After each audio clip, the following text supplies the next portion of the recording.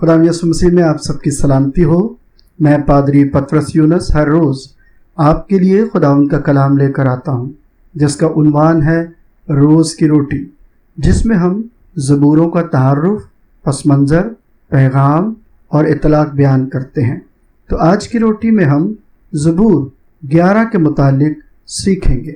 زبور 11 کی مرکزی آیت: میں خداوند میں پناہ لیتا ہوں، پھر تم مجھ سے کیوں کر کہتے ہو کہ پرندے کی مانند اپنے پہاڑ پر اڑ جا۔ زبور 11 کا تعارف، اگر تعارف کی بات کریں تو زبور 11 داؤد کا ایک حمدیہ کلام ہے، جس میں ایمان اور تحفظ کے لیے خدا پر بھروسہ کرنے کی تلقین کی گئی ہے۔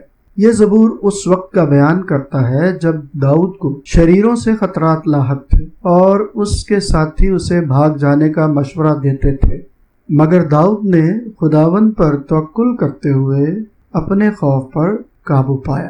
زبور 11 کے پس منظر کی بات کریں تو یہ زبور اس وقت کا ہے جب داؤد کو اپنے دشمنوں کی طرف سے ظلم و ستم اور سازشوں کا سامنا تھا۔ اس زبور میں اس کے دل کی کیفیت اور اس کا عزم ظاہر ہوتا ہے کہ وہ خدا پر بھروسہ کرے گا، خواہ حالات کیسے ہی کیوں نہ ہوں۔ اس زبور کا پس منظر ہمیں یہ یاد دلاتا ہے کہ ایمان کے سفر میں ہم اکثر مشکلات اور آزمائشوں سے گزرتے ہیں، مگر ہمیں خدا پر اعتماد رکھنا چاہیے۔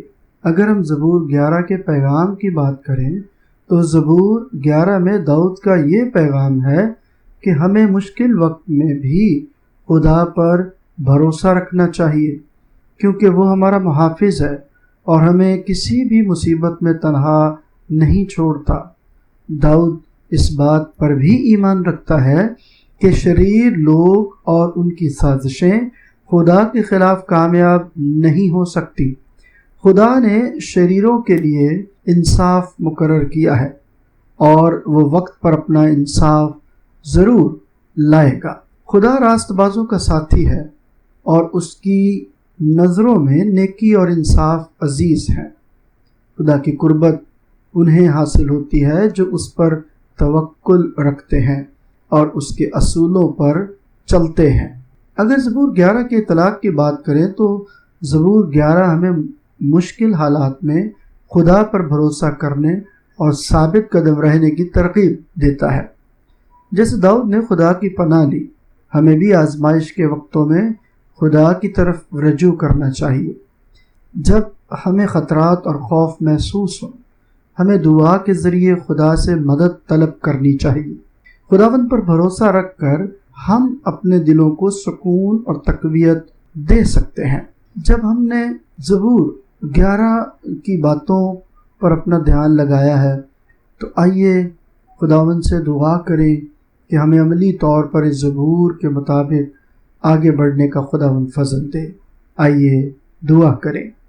اے خداوند، جب میں مشکلات اور خطرات میں ہوتا ہوں تو مجھے اپنی پناہ میں لے لے، میرے ایمان کو مضبوط بنا اور مجھے اس فضل سے بھر دے جو تو اپنے راست بازوں کو دیتا ہے۔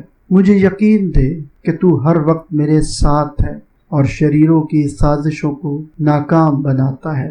آمین۔